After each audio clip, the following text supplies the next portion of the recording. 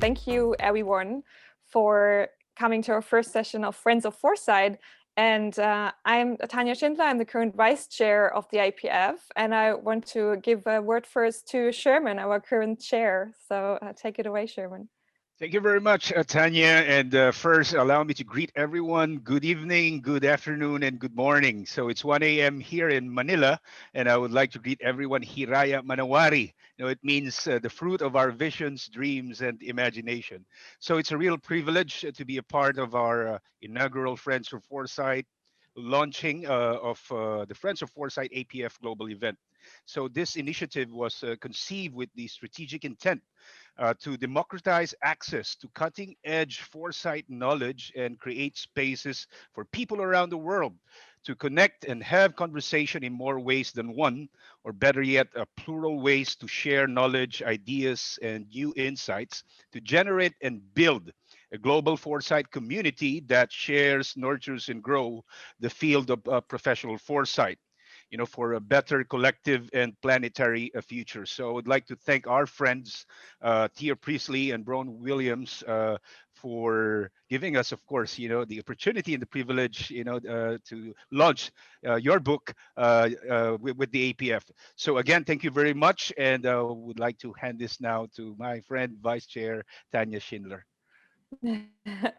Thank you so much. Yes, and I want to introduce you firstly shortly to Theo and Bronwyn, and then they will take it on from here to start an intriguing conversation with all of the authors. So The Future Starts Now is a really great collection about different angles, and I would say it's about really contemporary foresight that includes not only technological but also social views. And yeah, let me introduce Theo with the statement as, so he's the co-author of The Future Starts Now, and Theo aims to spread the anti-futurist manifesto. He hopes the book will encourage more people in business and in life to consider the long-term consequences of the actions they will take and support today. And Bronwyn is also the co-author, and she's cautiously optimistic that the more people know about what could go wrong, the more chances we have to make the future go right. The future is too important to leave it to experts. And with this, yeah, I will hand it over to both of you. Thank you so much for being here and to present your book. And for all of you who stay till the end, we then also have a great discount code for you, so we can purchase the book and yeah, enjoy the reading. So thank you, and I hand it over to Theo and Bronwyn. Yeah, I think Theo needs to kick this one off since he's actually got a copy of the book. Us that have been living in South Africa, we haven't been quite so fortunate yet. So maybe you can just show everyone exactly what we are looking at here. It's I great could be to the glamorous assistant. And as Tanya has already said, the purpose of this book was to broaden the audience that gets to speak about and engage with future-based issues, because all too often we see that these conversations either take place sort of top down from a keynote speaking stage, talking to us, or being fed to us by political leaders, by business leaders, or by the richest and most famous people in the room. On the one hand, all these conversations are taking place behind closed doors in academia.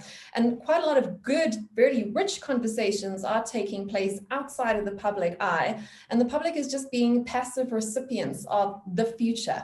And we really wanted to change that and get people to become active participants in building a more collaborative, more democratized future that we're going into, rather than a homogenized, sort of top-down imposed solution. So I know from my perspective, the absolute worst thing we can have when it comes to the future is have a one-size-fits-all future. I think that way dystopia lies, whatever angle you're coming at it from. We have to have more choices, and to have more choices, we have to have more voices. So that's why when we sat down to write this book, Theo and I did not do it alone, because we also didn't want people to listen only to us. We have our own biases and our own views on the world that are not going to match with everyone else's, which is why we brought all these different people.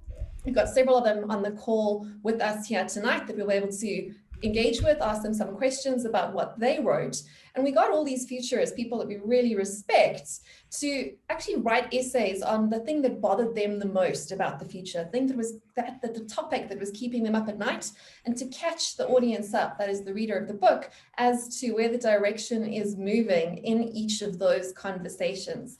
So hopefully after you read the book, you're equipped with the tools to at least start having conversations about the biggest issues that are going to be shaping the world around us from an economic, a political, a social, and a technological perspective. So over to you, Theo. You can carry on where I left off. I think you summed it up really nicely.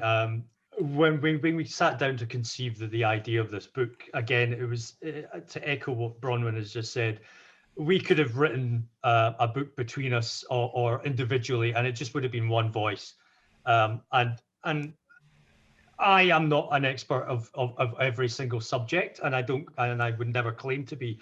And the idea was to bring people who had that passion and who had that kind of foresight, but also the expertise and the drive to, I guess, expose some of their thinking and their willingness to expose some of their thinking in a book format. And so we invited them to contribute a chapter each on a wide variety of topics, whether it was the future of money, the future of education, the impact of technological policy on society as well. We have virtual reality and our drive to become immortal, in a sense, and we'll cover that shortly between Dion and Kathy. And then, we talk about, Bronwyn and I talk about how dystopian some of the future and predictions seem to sort of be driving us towards, and certainly the loudest individuals in the room would be dictating to us, I guess, what the future should look like. And we have become that kind of sort of passive force where we are led by these people, and we don't have an active participation where we can stand up and say, no, we don't particularly agree with that. And it's more about the book, aside from exposing all different voices to the market as well. It was more about equipping the reader and people with an interest in foresight and futurology with that kind of sort of knowledge and willingness to sort of question and stand up and give them the voice, in a sense, as well, to sort of arm them with the knowledge and then allow them to ask the questions of themselves. Am I happy with what's going on? What do I need to do to become active and engaging in that conversation, and how do I constructively argue against what I don't believe in? So that was the purpose of the book. It started off way back in, was it 2019? You lose track of years now after this pandemic, but it was August 2019 when this originally kicked off. And, we sat down, and then of course the pandemic hit. But we were fortunate enough to find a group of people with a passionate voice who all wanted to sort of take part, and who all weren't extremely affected by the pandemic, in a sense. We became, I guess, in a sense, empowered by the pandemic, because we suddenly understood that, the pandemic has affected everyone, but we can still write, we can still have that voice, we can still put it down on paper. And still work on the concept and the book project itself. Thankfully, everything came together at the right time. And here we are, 18 months later, actually, with the book launch officially across the UK and Europe next week on April the 15th. And then June, I think it is, in other territories.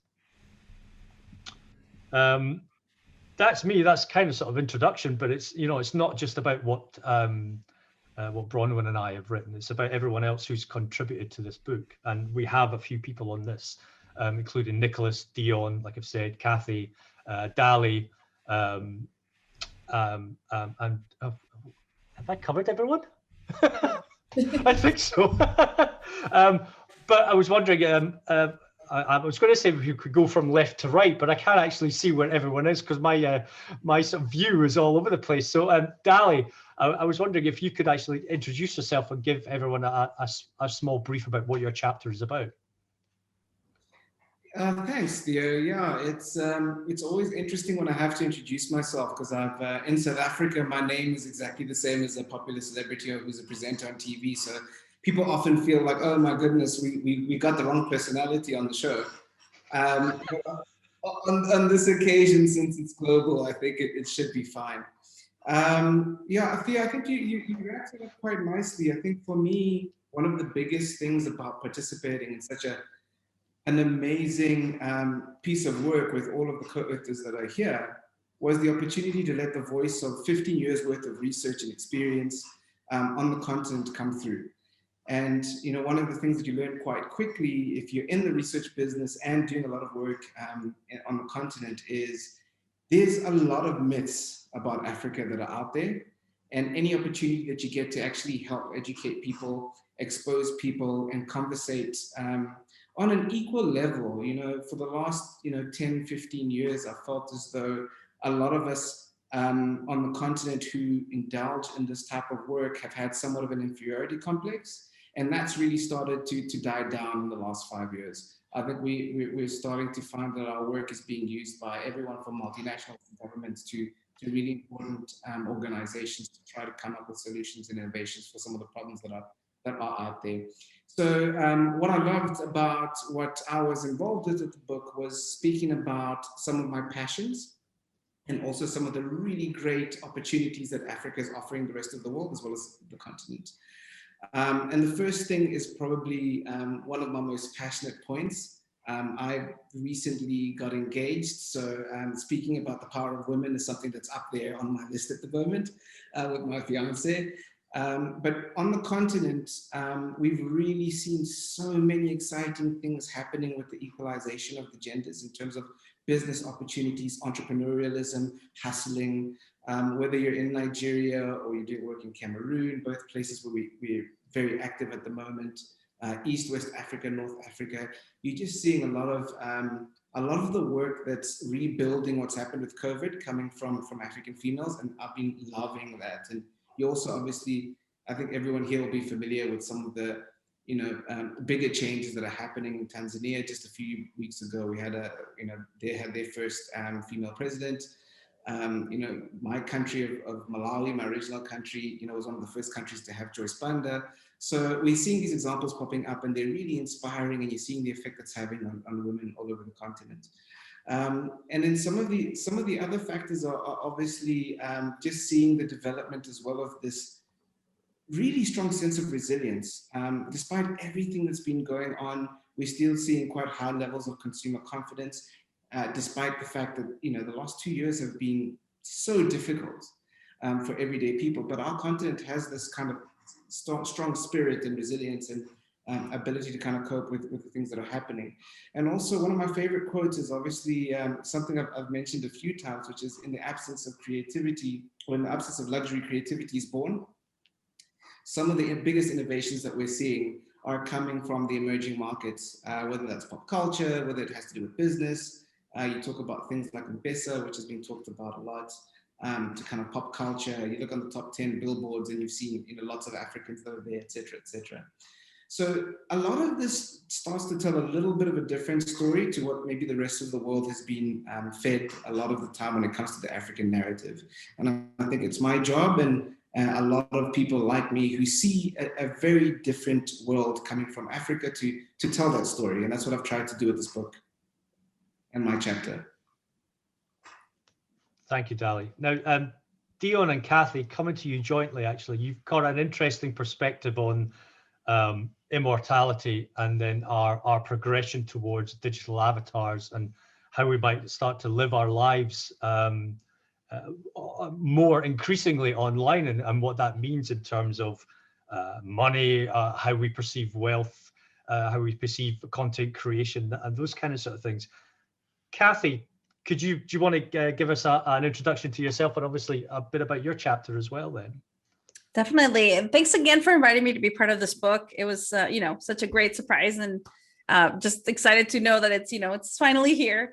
So my name is Kathy Hackle. I am a tech futurist with deep expertise in augmented reality and virtual reality. I've spent the last 6 years working with companies like HTC Vive, Magic Leap, those sorts of companies, AWS as well.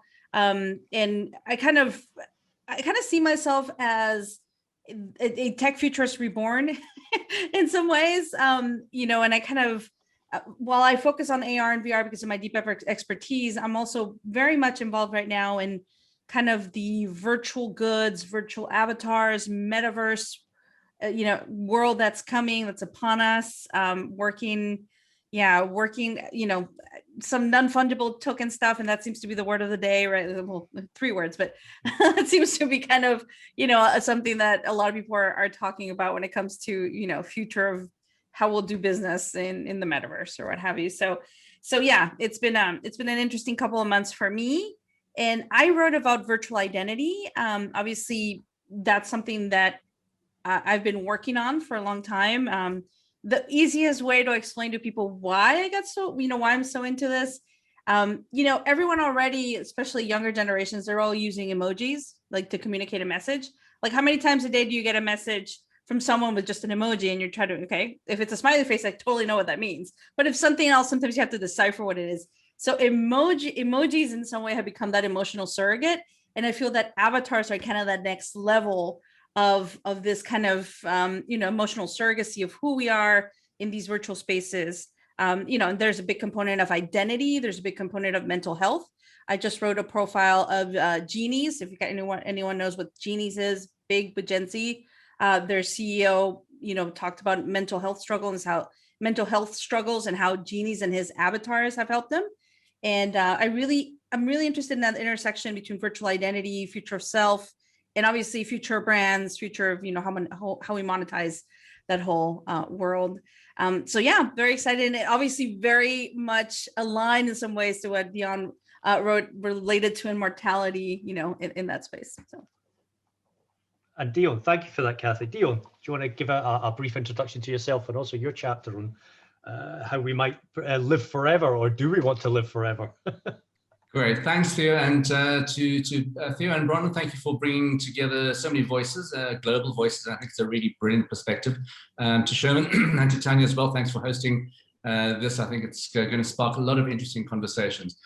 So my name is Dion. I reside in Johannesburg, and for clarity, I run a company called Flux Trends, and Bronwyn is a partner in the business as well. So the mantra for the company is trends as business strategy. So it just looks at emerging trends, but also obviously future trends. Our focus very much with, as Kathy was saying as well, we're also looking at the virtual economy, the metaverse, but we do different, research into, new trends that are going to impact businesses, whether it's retail, whether it's corporate business. There's always an eye on the future and an eye on what's really happening now. My chapter was written with tongue firmly in my cheek. The title is called "Keeping Up with the Cadavers," and it was really about the quest for immortality.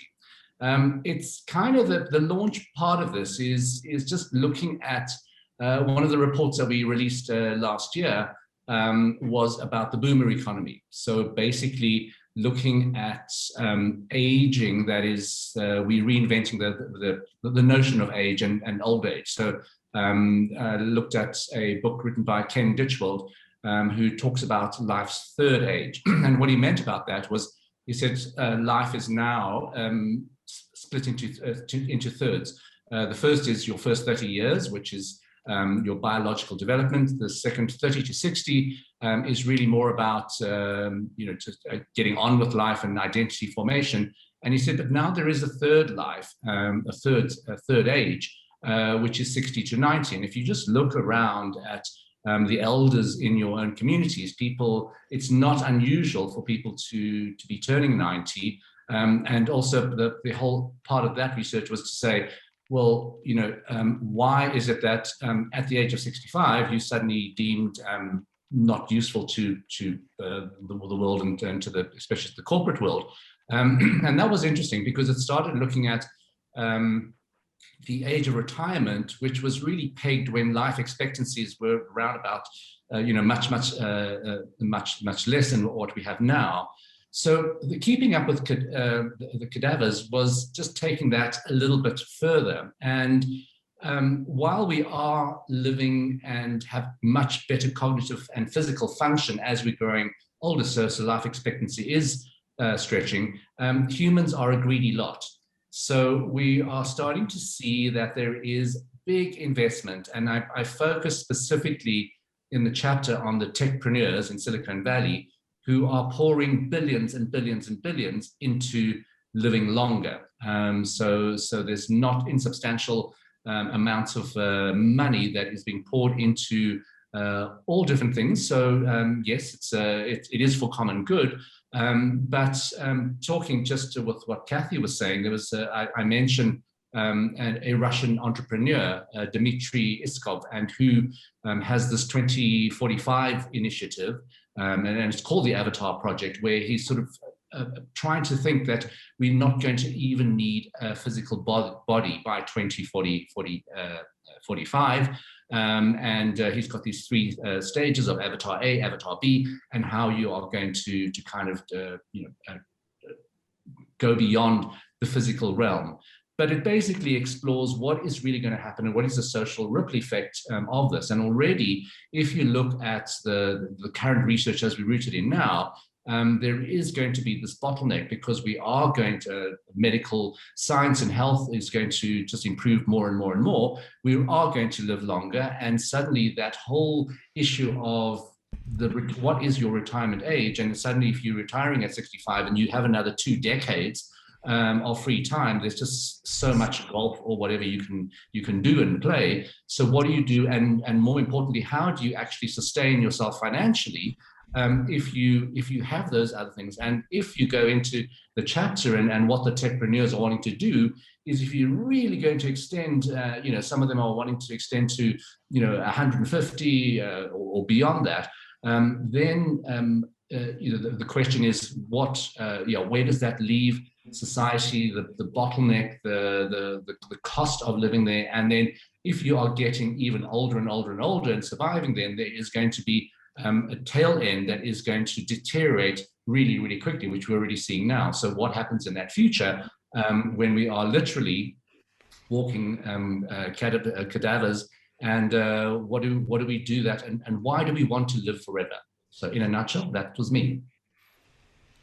Well, that's a nice segue into what Nicholas writes about in terms of starting with dystopia, because I do think that if the future is basically a lot of people walking around like zombies, and perhaps touching on what Kathy talks about as well in transhumanism, we're all, we have no money, we're walking around looking like zombies, and we're all fitted with tech and chips to make us last a little bit longer as well, to eke our very existence out to 150 or beyond. I mean, Nick, firstly, thanks for contributing, and tell us a bit about your yourself and your chapter as well. But also, is this a really horrible vision?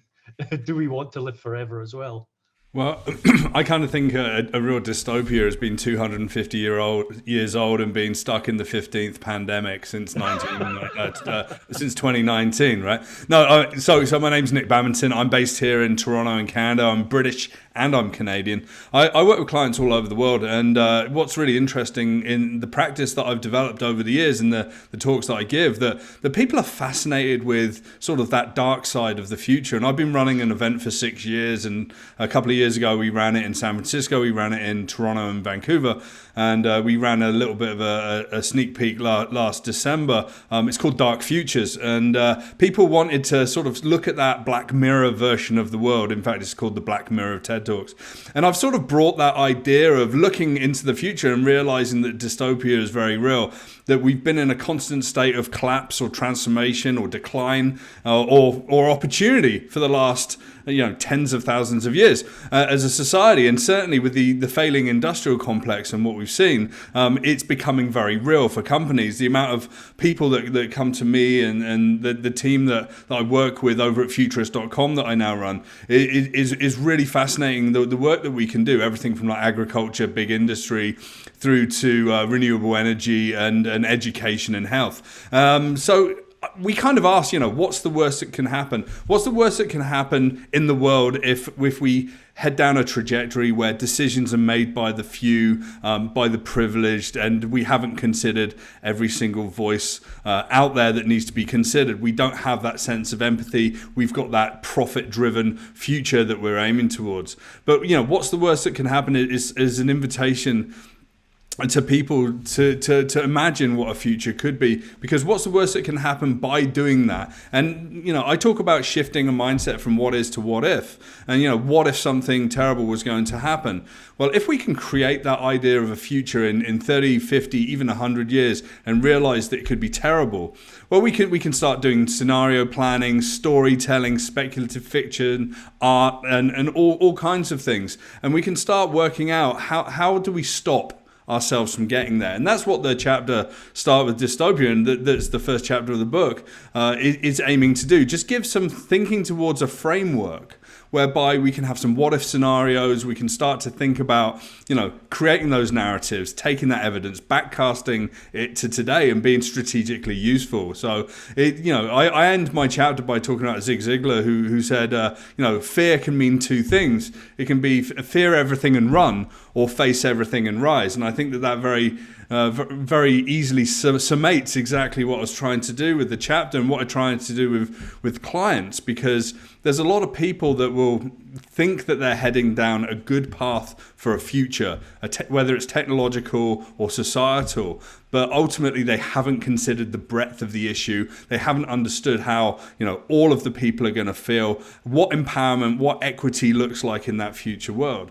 And telling these terrible stories of the future help us really shape a positive future that we can shape today. That's true. And you actually touched on something I was going to bring up later, but I'll bring it up now. Actually, when you talk about frameworks and how you discuss frameworks in your chapter, at the end of the book itself, there is actually almost like a futurist 101 type framework to give the reader some kind of sense of what we do as an organization, as individuals, as a collective, how we practice futurism, so they can start getting into that mindset themselves. And it's not just about us telling them, again, another group of people, telling them how the future should look in our opinion. It's about arming them with the knowledge of being able to think like us in a sense. And going to your point, Tanya, about democratizing, I guess, in a sense, futurism and giving people that sort of edge themselves. So, I mean, Bronwyn, let's talk about your chapter, because obviously we've co-authored it, but we also wrote, we also edited, but we also wrote chapters as well. So give us a bit about yours.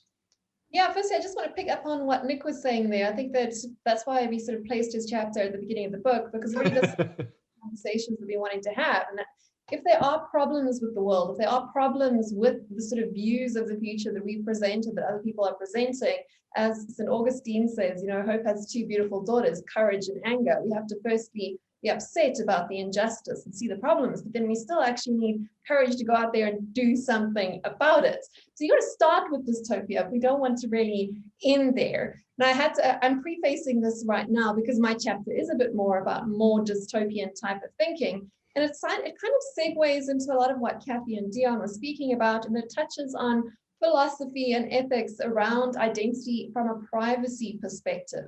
And I've been speaking about how basically none of these things should be inevitable. We hear a lot of discourse about saying privacy is dead, we should give up our personal identities, we should just become part of the collective. And I disagree that is inevitable or even desirable. Whether I'm wearing a purely capitalist hat and talking about how markets and margins work, and the fact that basically imperfect information is the source of any form of profit or business or economy that we have. So having purely, entirely perfect information is going to destroy a lot of other things there too. And also from an identity perspective, not having anything that you are able to hold back from the metaverse, from uploading to a cloud, from everyone else, means we really do tend to lose our identity. My chapter is really asking people to question that. And in fact, there's another futurist called Tracy Follows, who's just written a book about identity itself. And she picks up a lot of the ideas that I started touching on in my chapter. So I think it's something that a lot of people are grappling with, to figure out who am I in a world where I'm not allowed or permitted to hold anything of myself back, a world that we're not permitted to have any secrets or any individual spaces or any sort of individual identity. I think that really a lot of the issues that were looked at in the book sort of come to that same conclusion, is to say, what is the place of me, of I, in a world that is changing so rapidly? And in particular, when so many of these decisions seem to be taking place on a one-size-fits-all perspective. So that was the soapbox that I chose to climb on for this particular book.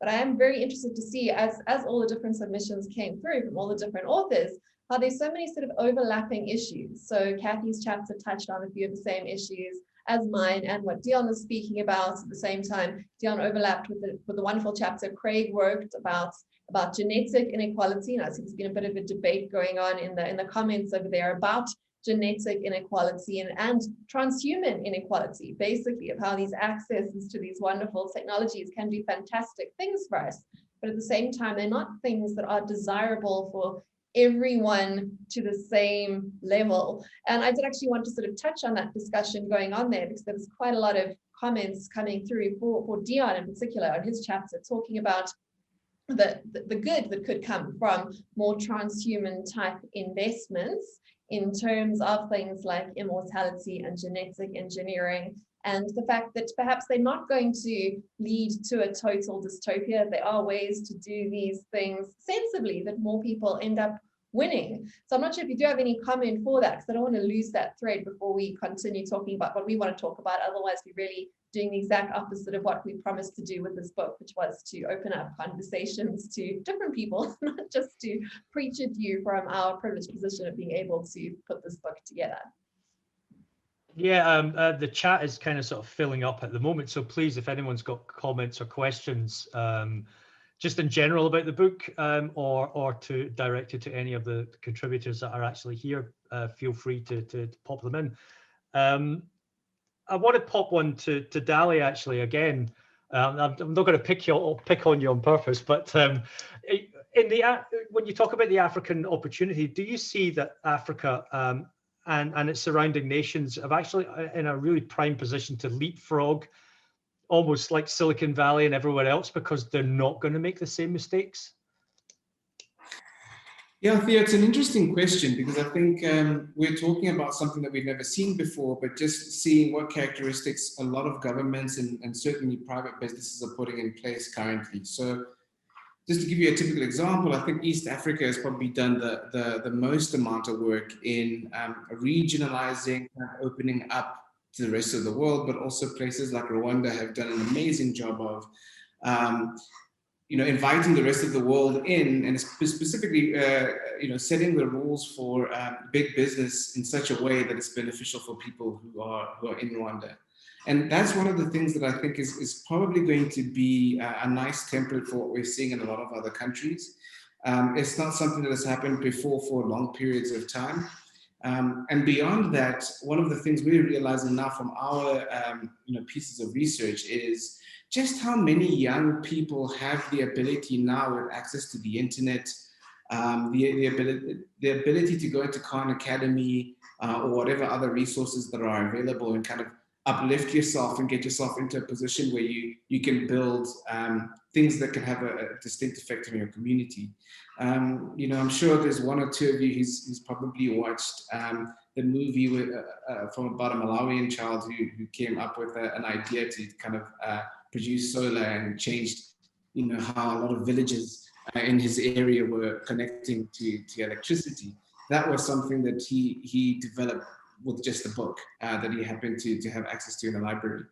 So these are kind of very anecdotal stories, but when you travel, you find that a lot of people are actually subscribing to this mentality, specifically those who don't have access to other forms of education and everything else.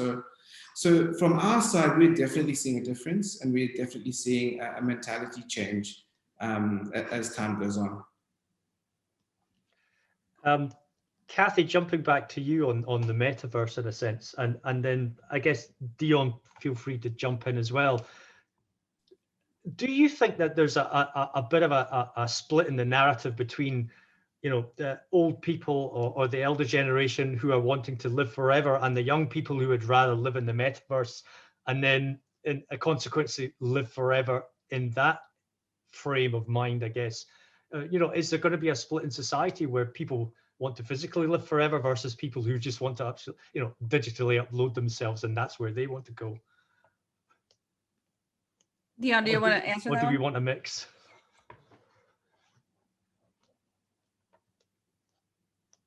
Sorry. Well, what I'll say is, I don't know. I don't know if my kids want to live forever. To be honest, I don't know. Like, I need to. They're my best windows into the future. In all honesty, I don't know if they want to live forever. To be honest, I think what I envision will probably happen with them is that they're going to spend some time in the metaverse, sometimes, more in the reality, because the metaverse is such a broad topic.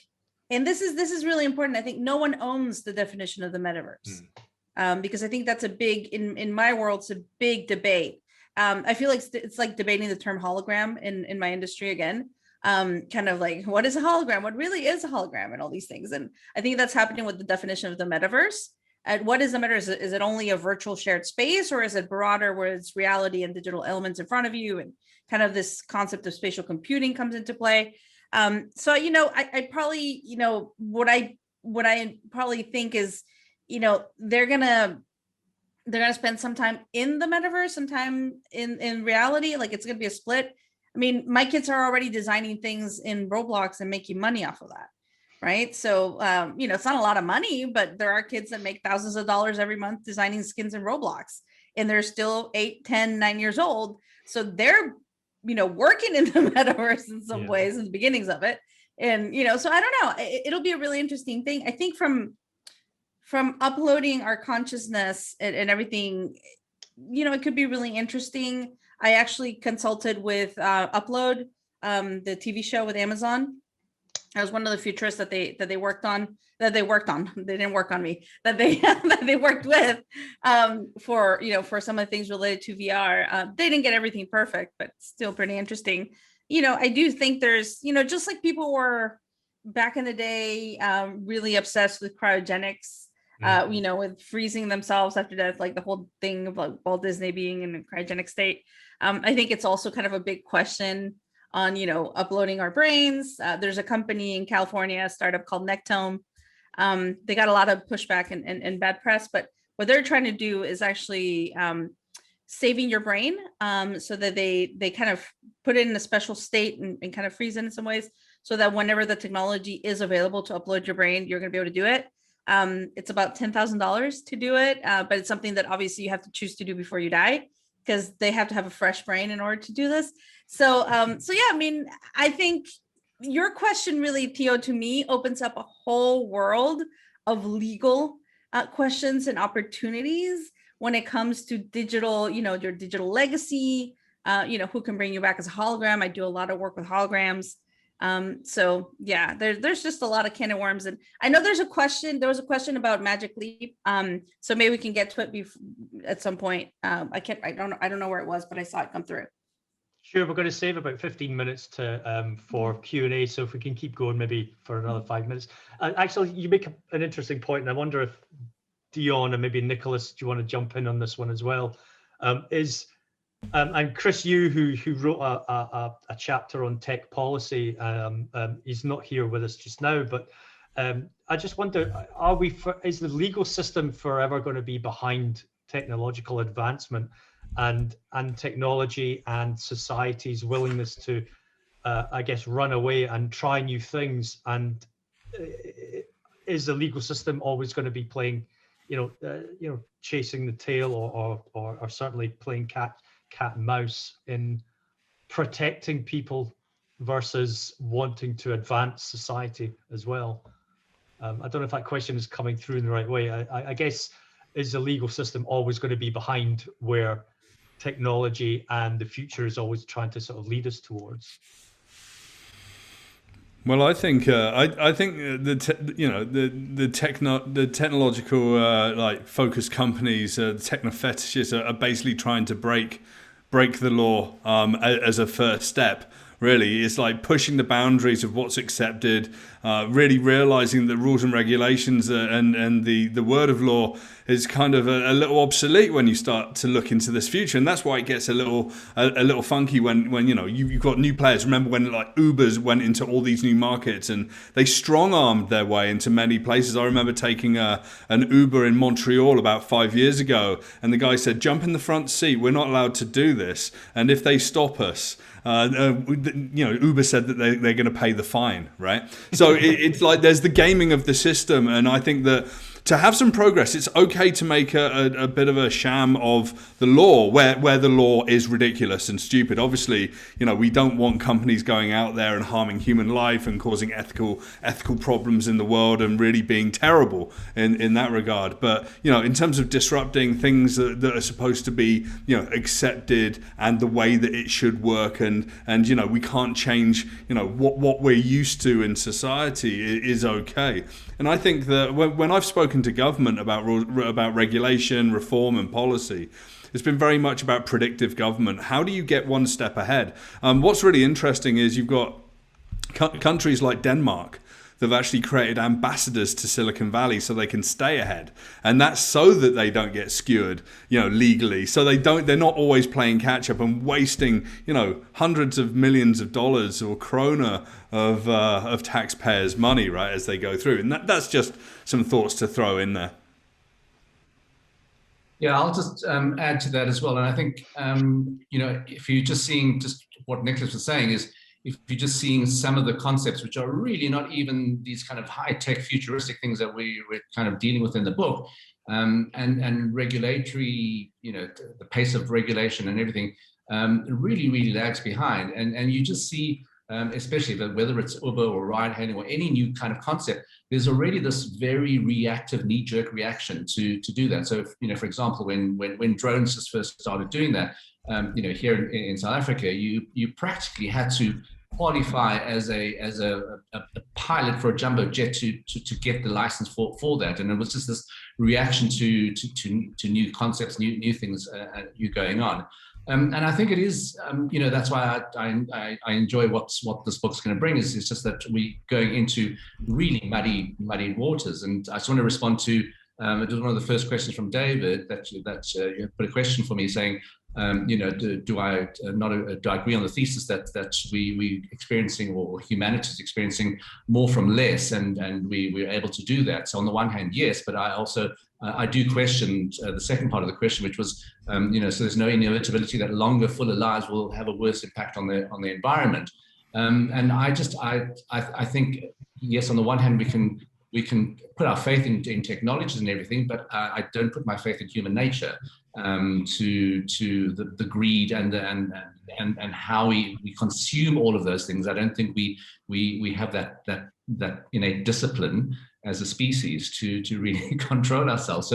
So we can use the technologies and all of that, but we're sitting in 2021 and there's already a shortage of soil that is on the radar, because we're just building so much stuff, and you think, well, that's not possible that we don't have enough soil. But if you actually start reading about it, it's that we creating so much stuff. I mean, there's a UN Human Index development indexing that's said in 2021, what is man-made on the planet is now exceeded what is natural mass there.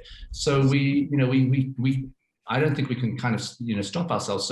So yes, I have probably a bit more faith in tech, but less faith in human nature. Can I add something to that, Theo? Absolutely. Around what Nick was mentioning.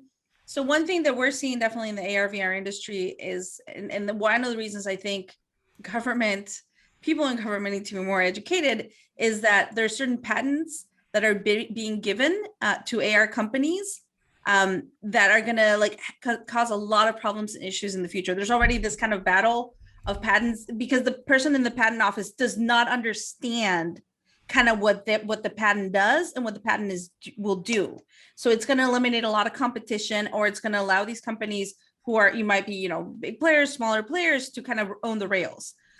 So it's this really weird place where, when you're talking about some of these technologies and some of the patents that are being given out here in the US specifically, that there's a lack of knowledge or understanding or where things are going, and that's going to lead to, you know, issues from, you know, accessibility, you know, equal access, etc. So so definitely there's something to be said there, at least the way I see it from my perspective in kind of in the perch that I sit in. So okay, thank you for that, Kathy. We're going to go to Q&A. Tanya Sherman, I don't know how you want to run with this one. I've not been keeping track on the chat at all, so Yes, sure. So I collected 4 of the main questions that I could see, because there's a lot going on in the chat. So if I miss any of the questions for the others, yeah, feel free to post again. But one was definitely what Kathy was mentioning, and this was about what's your takeaway from the Magic Leap? And what is the huge hype about that company? Just a mistake? Should we therefore be more cautious in the future about tech companies that have similar auras of independent magic? yeah. So obviously there's things I can't talk about, you know, because the company's still around and I'm still under NDA. But what I will say is, and it's still a little bit of a sore subject because they did the massive layoff. It's about a year ago that they laid off half of everyone that worked there, including myself. A very, you know, strange moment in my life, I would say. But when I went to work there, thinking this was the next Apple. Like, there was no doubt in my mind. I drank the Kool-Aid. I was part of, you know, the people that brought this hype. What I will say, I think there were a lot of amazing creative people, visionaries working there, well-intentioned people. I mean, Neil Stevenson, for example, was our chief futurist. Just having the experience of being able to work with him was brilliant. What I would say is, I think what I can say is that it's a product market fit issue. It was a product that was wonderful with looking for a problem to solve in some ways, right? So that was I think one of the things. Yeah, there's some overhyping. I mean, I'm friends with the former CEO. I still talk to him. So there are some things there. What I will say is I had a conversation with Andrew Bosworth, who's the VP at Facebook Reality Labs. And we were both at Harvard doing a talk, and he and I were chatting. And he said, you know what? It's really hard to just be an R&D company.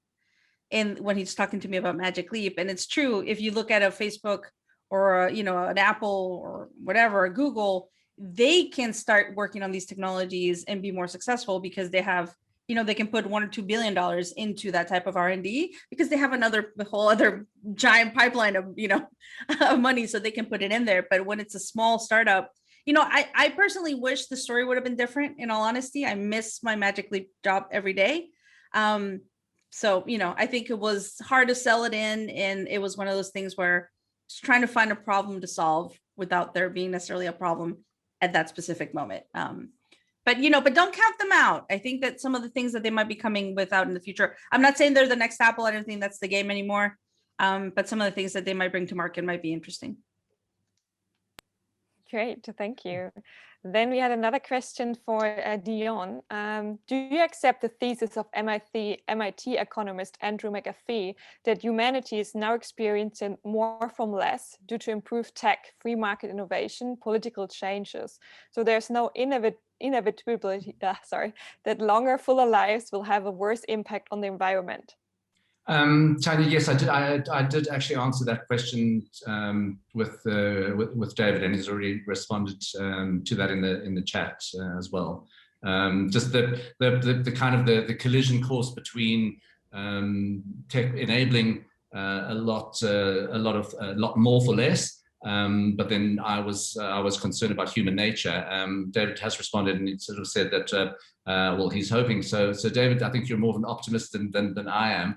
About human nature and how that's going to right itself, especially you mentioned political will being changed as well. So we can, yeah, I'm not quite sure if I'm as optimistic about that as you are. Okay, thank you. And then there's an open question, so whoever of you wants to answer, that is about how do you balance the tension between exploring signals about future possibilities in the present and creativity? And from whose perspective do you do the synthesis of future constructions and narratives? How do you consider with the process of futuring and of ethical consequences, pluralistically, and people's agency to act to influence how futures develop? really comprehensive questions from the crowd.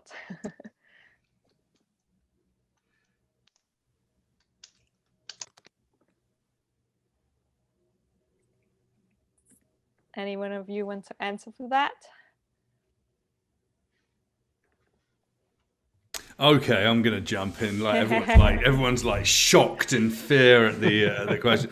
I think the simplicity of the question is actually down like how can we get more people involved so that everyone gets to have the ability to have an input on the future. I mean, this is what we try, and I've oversimplified it, of course.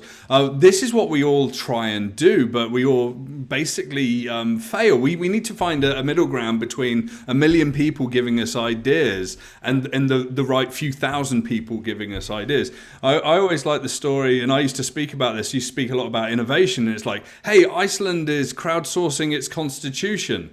And it was great, and it was in all the papers about modern progressive, like government, liquid democracy, and all the good stuff. About 4 years later, they abandoned the process because they realized that it was absolutely terrible to run a process where you let everyone trying to write the constitution of a country, because it just didn't make sense, because there wasn't any balance, because there was, when you look at the bell curve and the people on the edges of that have got wild ideas are being put on the same platform as the people that have got really sensible ideas. But what's really important is that you can, because we talk about futures, and once you push things out to 20, 50, even 100 years, you can say, look, have wild ideas, and your wild ideas are valid, and then we can question them, and then we can take different ideas and put them in the same universe, and start saying, what if these two ideas existed with each other, and then add some more ideas, and kind of create a hybridized view.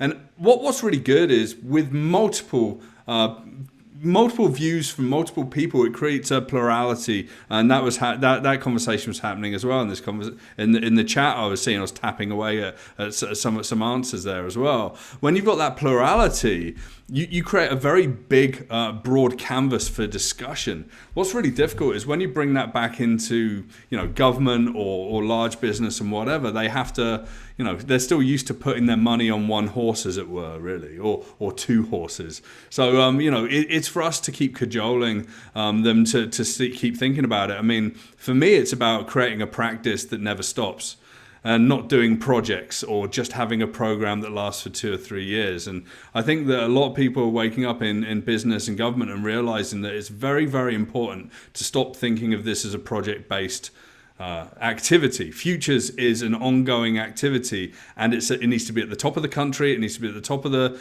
at the board level. It needs to be, all the way down to the people that are doing the work and coming up with new ideas. And that's just my thoughts. I'm going to jump in there just because I think there's another layer to that too, in that to kind of answer that question, that the answer to that question is, this is why there's a futures industry. This is why, even though we want more people involved in talking about the future, like you alluded to the constitution there, some people have to have the role of being that sort of expert generalist. Some people have to have the ability, the time and the space to actually connect all those dots, to see everything, to scan everything that's going on in the world. And that's what most of us do here. Most of us that work in the futures space full time, we have that luxury, whereas our clients and the people that we work with, whether they be in the public sector or in the private sector, simply don't have the luxury of being able to be expert generalists. They have to be good at actually doing what they do, because we're in quite a fortunate position as being sort of professional outsiders looking in. We bring that broader perspective, that bigger, more zoomed out lens, but there still have to be people out there in the world that are actually doing the detail, that are going and running with the projects and building the businesses and drawing up those constitutions. But what we're hoping is that those people that do have deep expertise, that are building actual things, whether they're businesses or projects, whatever they are at least casting their eyes up and either looking to people like us to fill in the gaps where there are some, to do that scanning function, to connect all of those dots across multiple different industries, because that's where the threats come from. And that's also where the opportunities come from. I think this has been picked up a few times yet tonight, and saying that, trends and opportunities and business case studies are generally at the intersection of a lot of these viewpoints. So we kind of have to have both of those roles. So hopefully this book, this project we put together, gets people starting to ask the questions, but also gets people to understand where their own blind spots are and where the limits to their capabilities of being able to do constant scanning, constant looking at everything going on across all the different pillars, whatever model you use. sometimes it is actually useful to get people like us involved to help fill in and plug in those gaps. I'm not sure if you agree, Dion. I know you've got more robust sort of scanning methodologies that you use, but. Yeah, sorry. I was just looking at the chats. Very interesting chats there. So I was just slightly looking through onto that. But yes, I do think we're at a, you know, as the old adage goes, what a time to be alive. Because I think everything, you know, I think especially if we look exactly where we are now, 2020 has been this amazing catalyst. It's been a traumatic and hugely impactful, you know, pandemic, but it has been a watershed year. And you know, whether we like it or not, we have been forced onto a completely different trajectory. And we best do what we can to make the most of it. And you know, it's been interesting to hear about you know, everyone's thoughts about you know, politics and policies and what's going on. But I agree with, you know, with Bronwyn. I think a lot of people, especially after 2020, have been forced to think, okay, so what is that? If our complete foundations have been shaken, then what do we do, and where do we go from that? So for a futurist community, I think it's a really, really good thing, because I think people are starting to think about those things. My pessimism and my conversations with David as well, as you know, is just about just human nature and where we're going. But as the chat's been saying, is that there's some people that agree that our Generation Z, so I don't want to sound like a beauty queen, but yes, our children are our future, and this generation of digital natives at least does give me a lot of hope, because their social justice barometer is really, really so high. So I do put my faith in that generation, because they don't have any other options. So it's just like the acceleration of innovation in times of crisis. You don't have an option to do things, so you do push things forward. Whereas maybe for other generations, it's been, well, let's just see what kind of happens, and we muddle our way along. So the future does look bright indeed, even though I have a slight pessimistic slant to my thinking. I'm just going to pick up on that actually, very quickly. That one of the chapters was actually written in conjunction with a Gen Z futurist, and I had no idea before the start of this book project that there is an entire organization of Gen Z kids who call themselves little futurists, I guess, and one of our book contributors, who's not on the chat, I don't think, but Andrew Vorster actually interviewed one for his chapter called Arsam, who claims to be the youngest futurist in the world. And there is actually a community of kids and Gen Z who take futurism and the Foresight way of thinking into their curriculum and try to sort of practice it in everything they do. And I do think that it is something that we need to embrace as a community, is that it's not just people of a certain age, educated a certain way, with rigid thinking adopted by certain frameworks. We aren't just the only people who can actually imagine these futures and guide organizations, and certainly the people who are coming up behind us, Gen Z. I think we could learn a thing or two by listening to them a little bit more. Great, thank you so much. So there was only one last question I could see. This was actually about the title, and it's asked kind of futurist question as well. So why did you put the future starts now in singular instead of the futures in plural, and why start now instead of starting yesterday? I'll take that one, I guess. And I saw that question and I have been thinking about it. I mean, I could take the easy way out and just say, oh, someone else chose the title for us and we just went for it. Okay, so why start now? Well, if we start, when you read this book, that's the point at which the future starts, because everything else that you've heard before, everything you've read before has already been written about, it's already been set in stone, you've already considered it, and it's now time to start thinking about something else. And why the singular and not futures? Well, you're the one person reading this book. This is all about your future. You have that stake in the future. It's not about everyone else to consider. Although it is, it's, you know, when you're reading this book, you're very much in in the midst of it yourself now. And it's time for you to stand up and consider, what is my future going to be? What's my stake in that future going to be? Whether it's multiple futures or whether it's singular, it's my turn to actually have a say. So that's the second reason why the book title is the way it is. And just before we sign off, there is actually someone in here that I would like to say thank you to, and that's Damien Corbett. Because without his book that I contributed a chapter to, the inspiration for this book probably wouldn't have come about. So I'm going to do a bit of co-promotion here. Damien wrote a book called The Social CEO, where he has multiple perspectives on what it means to be a CEO in today's world, and what it means to embrace social media and different ways of engaging audiences. And if it wasn't for Damien asking me to contribute to his book, and also the structure and the way he pulled that project together, I probably wouldn't have had this idea. So collaboration, I think, is the name of the game, even now. Thank you, Theo. You're welcome. Thank you so much. This was an Tanya, amazing session. Yeah. I was trying to get some sort of timing here, but I would like to ask a question just quickly. Is that okay? Like, yeah. So I've been hearing to the conversation, and apparently I've been hearing some two keywords here that's coming out from the book and from the conversation that you had. One is dystopia, and second is that it is technology driven. And I've been trying to look at my lens from an Asian perspective, that I see that there's a pretty vivid contrast between the book, how places the future in a context, and how Asian futurists sees the future. And I would like to ask two questions. Looking back in the process, and now that you have the book, what do you think are the book's blind spots that you would like to take it on if you're going to do a second volume? And second, embarking from what Bronwyn mentioned about, public as a passive recipient of the future, what makes this book ennobling and empowering as far as the public is concerned? Yes, I'm happy to take that. I don't know if you want to jump in at the end there, Theo. So in terms of where the blind spots are, there's going to be plenty of blind spots. We've chosen 20 views, 20 diverse views. We went in with the understanding that there was no way we were going to be able to cover everything, but we did want to get 20 of the biggest topics of conversations. The purpose of the book, and we stated multiple times throughout the text, is that you're not supposed to be agreeing with the perspectives that are presented to you. In fact, you should be disagreeing with them. And in fact, many of the contributors disagree with each other. Like, I disagree with David quite strongly on his views on universal basic income, for example, but I've invited him to write for the book because we wanted the different perspectives.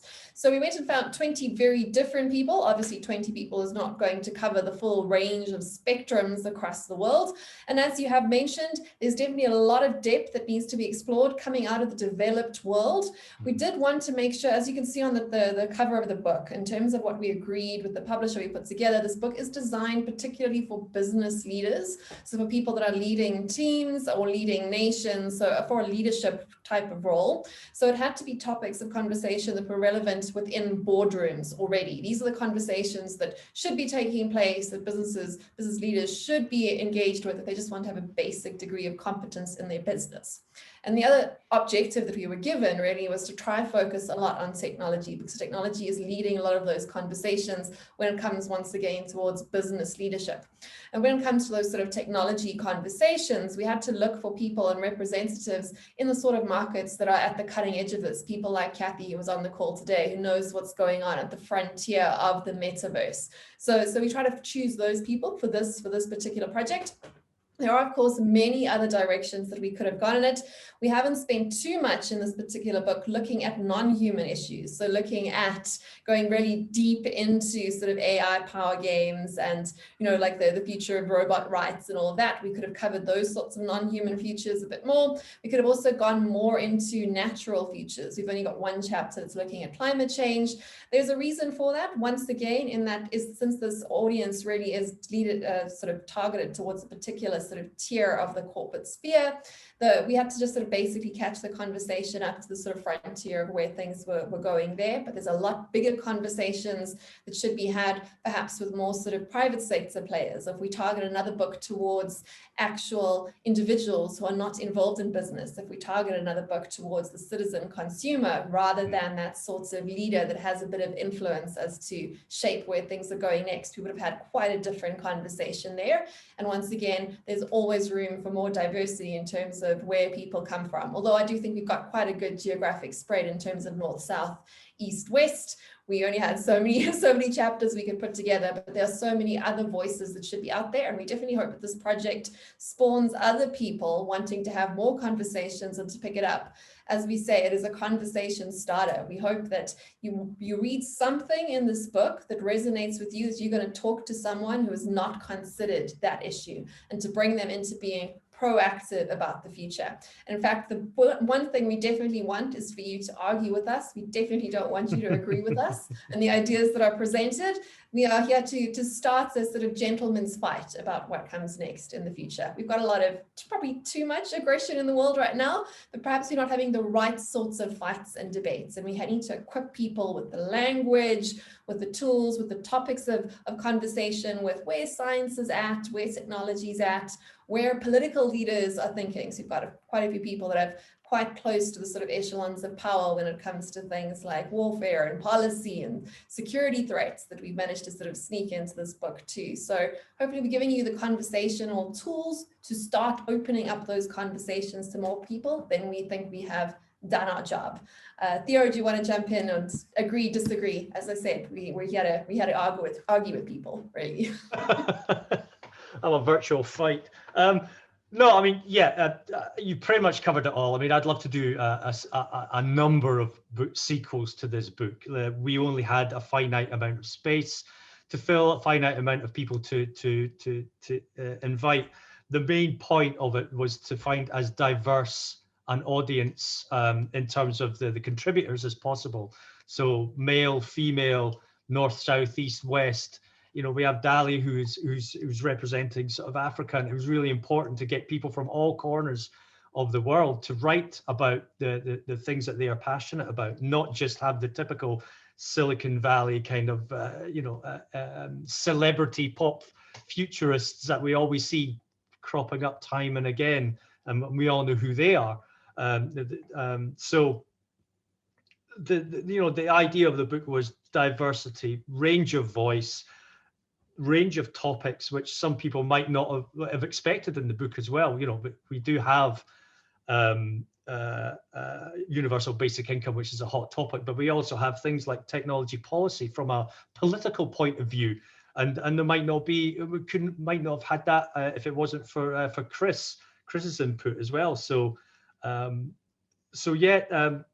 next book, if we are approached by Bloomsbury, if this one's a success, and if we are approached, we probably would do a sequel, and we would pick a completely different range of voices, completely different range of topics as well. So we do actually cover those gaps. Who knows?